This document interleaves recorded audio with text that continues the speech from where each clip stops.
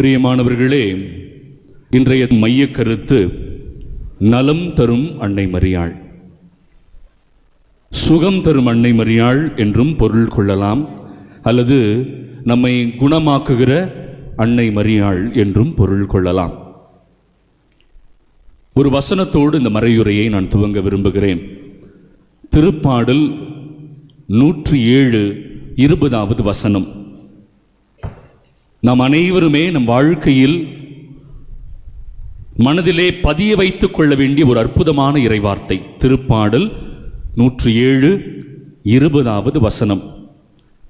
ஆண்டவர் தம் வார்த்தையை அனுப்பி அவர்களை குணமாக்கினார், அவர்களை சாவின் படுகுழியிலிருந்து மீட்டு கொண்டார். இந்த வசனத்தினுடைய மைய சாரம் எங்கு அமைந்திருக்கிறது என்றால், ஆண்டவர் தனது வார்த்தையை அனுப்பி அவர்களை சுகமாக்கினார். அன்னை மரியாளை ஏன் என்று நலம் தரும் அன்னையாக கொண்டாடுகிறோம்? இந்த உலகத்திலேயே முதன்முறையாக இறை வார்த்தையை நிறைவாக முழுவதுமாக பெற்றுக்கொண்ட ஒரே ஒரு நபர் இருப்பார் என்றால் அவர் அன்னை மரியாள் மட்டும்தான். ஆகவேதான் கபிரியேல் தேவதூதர் அன்னை மரியாளை சந்தித்த பொழுது இவ்வாறாக வாழ்த்துகிறார்: அருள் நிறைந்தவளே. இது யாருக்கும் கிடைக்க பெறாத பேரு, மனிதரிலே இதுவரை யாருக்குமே சொல்லப்படாத ஒரு வாழ்த்து. அருள், அதை சமஸ்கிருதத்தில் கிருபை என்பார்கள். கடவுளுடைய கிருபையை, அருளை நிறைவாக பெற்ற ஒரே ஒரு மனித பிறவி யார் என்றால் அன்னை மரியாள் மட்டும்தான். ஏன் அன்னை மரியாள் கடவுளுடைய அருளை நிறைவாக பெற்றார் என்கிற கேள்வி எழும். பிரியமானவர்களே, ஆண்டவருடைய வார்த்தைக்கு கீழ்ப்படிந்து ஆண்டவருடைய கட்டளைகளை கடைபிடித்து உன்னதமான ஒரு வாழ்வை அன்னை மரியாள் வாழ்ந்து வந்தார் என்பதனால்தான் ஆண்டவரால் கட்டளையிடப்பட்ட கபிரியேல் தேவதூதர் இந்த வார்த்தையை அன்னை மரியாளை பார்த்து சொல்லுகிறார்: அருள் நிறைந்தவளே. கடவுளால் கட்டளையிடப்பட்ட வார்த்தை.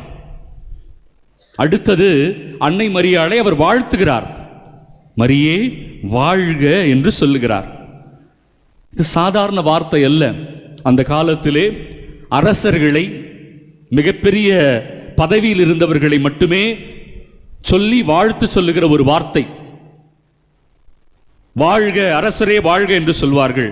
அதே வார்த்தையை கபிரியேல் தேவதூதர் அன்னை மரியாளை பார்த்து சொல்லுகிறார்: மரியே வாழ்க. அடுத்த வரி ஆண்டவர் உம்முடன் இருக்கிறார் என்கிற வரி. பிரியமானவர்களே, ஆண்டவர் எல்லோரோடும் இருப்பது கிடையாது. மிக தெளிவாக யோசுவா புத்தகத்தில் 1வது அதிகாரத்தில் 8-9 வசனங்களிலே ஆண்டவர் யோசுவாவை பார்த்து சொல்லுவார்: யோசுவா, நீ என் வார்த்தைகளை கடைபிடித்தால் நான் உன்னோடு இருப்பேன். நீ செல்லும் இடமெல்லாம் உனக்கு வெற்றி கொடுப்பேன். நீ செய்கிற காரியங்களில் எல்லாம் உனக்கு ஆசீர்வாதத்தை கொடுப்பேன்.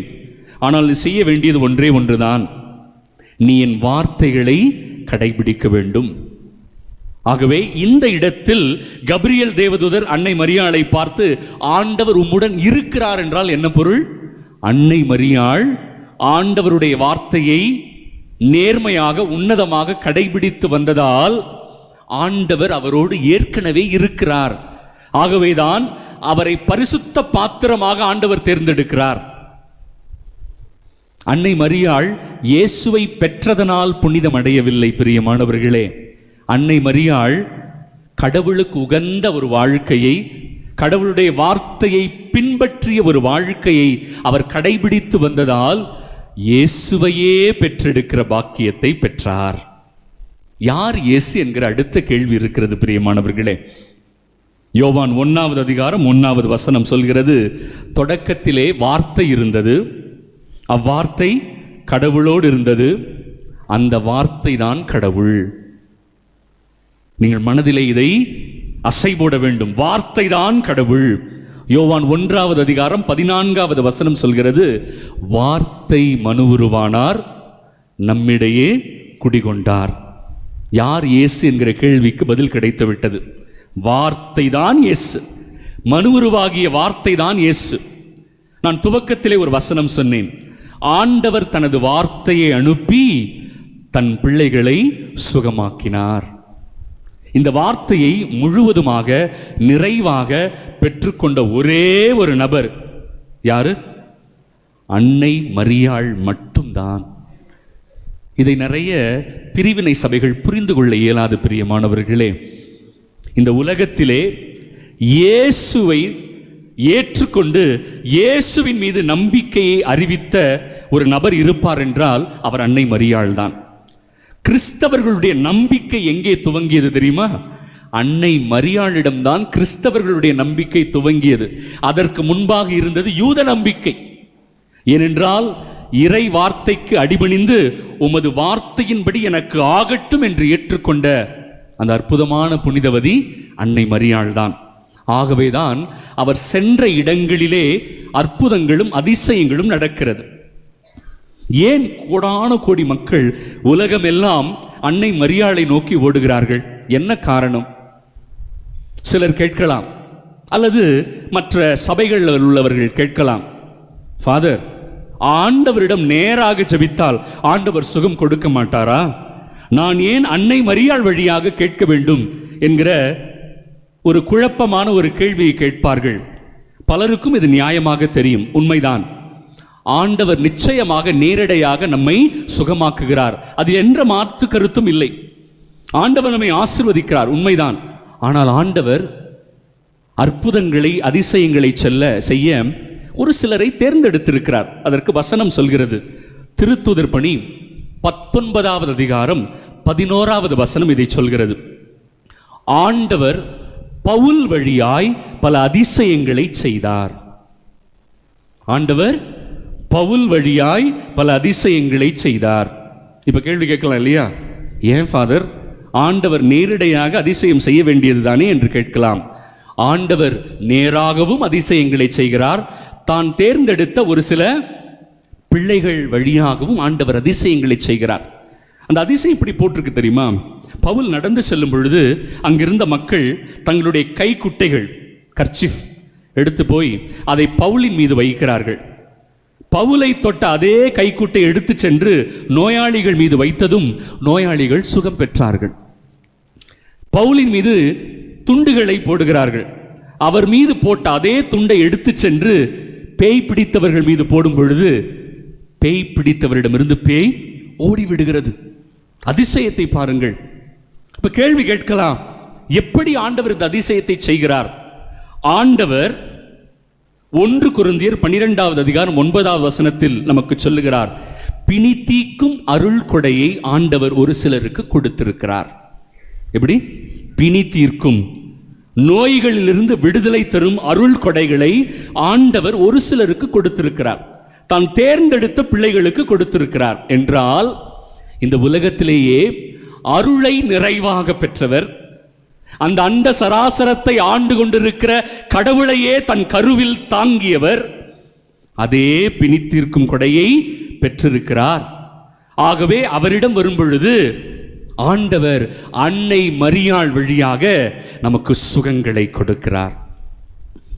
உண்மையிலேயே ஆண்டவருக்கு நாம் நன்றி செலுத்துகிற ஒரு அற்புதமான நேரம்.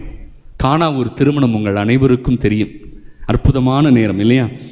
திராட்சை ரசம் தீர்ந்து விட்டது. அன்னை மரியாள் உடனே தன்னுடைய ஹேண்ட்பேக்கில் இருந்து 10,000 ரூபாய் நோட்டை எடுத்து, இல்லையா, 2 பானை திராட்சை ரசம் வாங்கி வாருங்கள் என்று கொடுத்தார்களா?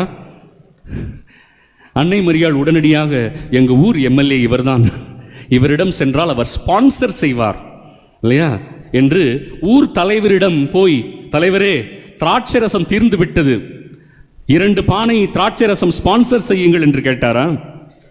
அன்னை மரியாளுக்கு தெரியும், எங்கே குறைவு ஏற்படுகிறதோ, எங்கே மகிழ்ச்சி இல்லையோ, எங்கே கவலை இருக்கிறதோ, எங்கே கண்ணீர் இருக்கிறதோ, அதற்கு ஒரே ஒரு பதில்தான் உண்டு என்று இந்த உலகத்தில் இருக்கிற மக்களுக்கு படிப்பினையை சொல்லித் தந்தவர் அன்னை மரியாள். என்ன செஞ்சாங்க? நேராக இயேசுவிடம் சென்றார்கள். யார்கிட்டையும் போல. அதிசயம் நடக்க வேண்டும் என்றால் யாரிடம் செல்ல வேண்டும் என்று நமக்கு சொல்லிக் கொடுத்தவர் யாரு? அன்னை மரியாள். அப்பா, திராட்சரசம் தீர்ந்துருச்சான். இயேசு சொல்றார், அம்மா, நம்ம சும்மா சாப்பிட தான் வந்திருக்கிறோம், அதுக்கும் நமக்கு என்ன சம்பந்தம் அப்படின்னு சொல்றார். ஆனால் அன்னை மரியாள் அவருக்கு தெரியும், இயேசுவிடம் நம்பிக்கையோடு செல்லுகிற பிள்ளைகளுக்கு நிச்சயமாய் ஆண்டவர் பதில் கொடுக்கிறார். மத்தேயு 9:22, உனது நம்பிக்கை உன்னை சுகமாக்கும் ஆண்டவர் சொல்லியிருக்கிறார். அன்னை மரியாளுக்கு இருக்கிற நம்பிக்கையை பாருங்க. அங்க இருக்கிற பணியாளர்களை கூப்பிட்டு சொன்னார், அவர் சொல்படி செய்யுங்கள். அன்னை மரியாள் மிகவும் ஞானம் நிறைந்தவர். அவர்களுக்கு தெரியும் நம்மை பற்றி. அவர் சொல்படி கேளுங்கள்னு சொல்லவே இல்லை. பார்த்தீங்களா? ஏனென்றால் நாம் எல்லாம் எப்படி தெரியுமா? கேட்டுவிட்டு போய்விடுவோம் இல்லையா? அது அன்னை மரியாளுக்கு அப்பவே தெரியும். அதனால தான் அன்னை மரியாள் சொன்னாங்க, அவர் சொல்படி கேளுங்கள்னு சொல்லலை, அவர் சொல்படி செய்யுங்கள். பிரியமானவர்களே, உங்களுக்கு சுகம் வேண்டுமா? வாழ்க்கையில் இருக்கிற குறைவுகள் எல்லாம் நிறைவாக வேண்டுமா? உங்களை பிடித்திருக்கிற தரித்திரம் நீங்க வேண்டுமா? சாபக்கேடுகள் உடைய வேண்டுமா? அன்னை மரியாள் உங்களையும் என்னையும் பார்த்து சொல்லுகிற செய்தி என்ன? அவர் சொல்படி செய்யுங்கள். ஏனென்றால் இயேசுதான் இறை வார்த்தை. இறை வார்த்தை என்ன சொல்லுகிறதோ அதை செய்யுங்கள், சுகம் பெறுவீர்கள். இவ்வளவு பெரிய மறை உண்மையை இந்த உலகத்திற்கு முதலாக அறிவித்தவர் யாரு? அன்னை மரியாள் தான், இல்லையா? திராட்சை ரசம் என்பது வெறுமனே அவர்கள் குடித்த அந்த திருமணத்தில் பகிரப்பட்ட ஒரு பழச்சாறு மட்டுமல்ல, அது ஒரு அடையாளமாக சொல்லப்பட்டிருக்கிறது. யார் குடும்பத்திலே கஷ்டங்கள் இருக்கிறதோ, வேதனை இருக்கிறதோ, அவர்கள் இயேசு சொல்வதை கேட்டால் அதிசயம் நடக்கும் என்கிற செய்தி தான் அது. அன்னை மரியாள் அந்த செய்தியை இன்று நமக்கு நினைவுபடுத்துகிறார். இதோ அன்னையின் திருத்தலத்தை நாடி வந்திருக்கிறோமே. ஏன்? அன்னை மரியாளுக்கு தெரியும் அந்த சீக்ரெட். யாரிடம் சென்றால் சுகம் கிடைக்கும் என்று அன்னை மரியாளுக்கு தெரியும். ஆகவேதான் நீங்கள் எந்த மதத்தை சார்ந்தவராக வேண்டுமானாலும் இருக்கலாம், நீங்கள் எந்த பகுதியிலிருந்து வருபவராக வேண்டுமானாலும் இருக்கலாம், அன்னை மரியாளுக்கு தெரியும் யாரிடம் உங்களை அழைத்து செல்ல வேண்டும் என்று அன்னை மரியாள் மிக தெளிவாக தெரிந்து வைத்திருக்கிறார். பிரியமானவர்களே, அன்னை மரியாள் நமக்காக அன்றாடம் ஆண்டவரிடம் வேண்டுகிறார். எபிரேயர் 12வது அதிகாரம் 23வது வசனம் சொல்கிறது, பரலோகத்திலே ஆண்டவர் முன்பாக நிறைவு பெற்ற நேர்மையாளர்கள் நின்று கொண்டிருக்கிறார்கள். வசனம் சொல்கிறது, நிறைவு பெற்ற நேர்மையாளர்கள். அதாவது இந்த உலகத்திலே இறை சித்தத்தின்படி வாழ்ந்து கடவுளுக்காகவே தங்களுடைய வாழ்க்கையை அர்ப்பணித்துக் கொண்ட புனிதர்கள் ஆண்டவருடைய பிரசன்னத்தில் இருக்கிறார்கள். அவர்கள் தங்கள் கைகளிலே ஒரு தூப கிண்ணத்தை வைத்திருக்கிறார்கள். அந்த தூப கிண்ணத்தை ஆண்டவர் திருமுன் கொட்டுகிறார்கள். அந்த தூப கிண்ணத்திலே என்ன இருக்கிறது என்று விவிலியம் சொல்கிறது தெரியுமா? இறை மக்களினுடைய வேண்டுதல்கள் என்று எழுதப்பட்டிருக்கிறது. இந்த நிறைவு பெற்ற நேர்மையாளர்களுக்கெல்லாம் தலைவி, இந்த உலகத்தில் பிறந்த புனிதர்களுக்கெல்லாம் அல்லது புனிதர்களை எல்லாம் விட புனிதையான ஒரு நபர் இந்த உலகத்தில் இருப்பார் என்றால் யார் அவர்? அன்னை மரியாளை தவிர வேறு யாரும் இருக்க முடியாது என்பதை எல்லா மதத்தவரும் எல்லா சபையினரும் ஏற்றுக்கொள்வார்கள். அவர் நமக்காக அன்றாடம் ஆண்டவரிடம் பரிந்து பேசிக் கொண்டிருக்கிறார். யாக்கோபு 5வது அதிகாரம் 16வது வசனம் சொல்கிறது, நேர்மையாளருடைய ஜெபம் வல்லமையானது. மறக்கவே மறக்காதீங்க, நேர்மையாளருடைய ஜெபம் வல்லமையானது. ஆகவே தான் அன்னை மரியாளிடம் சென்று, அம்மா எங்களுக்காக வேண்டிக் கொள்ளுங்கள் என்று கேட்கும் பொழுது அந்த இறை வார்த்தையையே தன் கருவில் தாங்கி இந்த உலகத்திலே இயேசுவை முதலாக அறிவித்த நற்செய்தியாளருடைய அன்னை மரியாளுடைய ஜெபத்திற்கு மிகுந்த வல்லமை உண்டு. எந்த புனிதரையும் விட, எந்த சாதாரண நபரையும் விட, எந்த குருவானவரையும் விட அன்னை மரியாளினுடைய பரிந்துரைக்கு அவ்வளவு வல்லமை அதிகமாகவே தான் இந்த உலகத்தில் இருக்கிறவர்கள் அன்னை மரியாளிடம் ஓடுகிறார்கள். ஆகவே இந்த நாளில் நலம் தரும் அன்னை மரியாளிடம் நாம் வந்து என்ன கேட்க போகிறோம்? அம்மா, எங்களுக்காக வேண்டிக் கொள்ளுங்கள். உங்களுடைய பிணிகளை, தொல்லைகளை, சாபங்களை, தடைகளை, பிரச்சனைகளை, உங்களுக்கு எதிராக எழும்பி வருகிற எதிரிகளை ஆண்டவரிடம் ஒப்பு கொடுத்து, அம்மா எங்களுக்காக வேண்டிக் கொள்ளுங்கள் என்று சொல்லி பாருங்கள். அன்னை மரியாள் உடல் அளவிலும் மனதளவிலும் ஆன்மா அளவிலும் நம்மை தேற்றி பரிசுத்தப்படுத்தி சுகத்தை கொடுத்து ஆண்டவர் இயேசு கிறிஸ்துவின் உண்மை சீடர்களாக இந்த உலகத்தில் நம்மை மாற்றுவார். ஆமென், ஆமென். அந்த வசனத்தோடு நிறைவு செய்கிறேன். திருப்பாடல் 107 20வது வசனம். ஆண்டவர் தனது வார்த்தையை அனுப்பி தன் மக்களுக்கு சுகம் கொடுத்தார். தன் வார்த்தையை அனுப்பி சாவின் படுகொடியிலிருந்து தன் மக்களை மீட்டு கொண்டார்.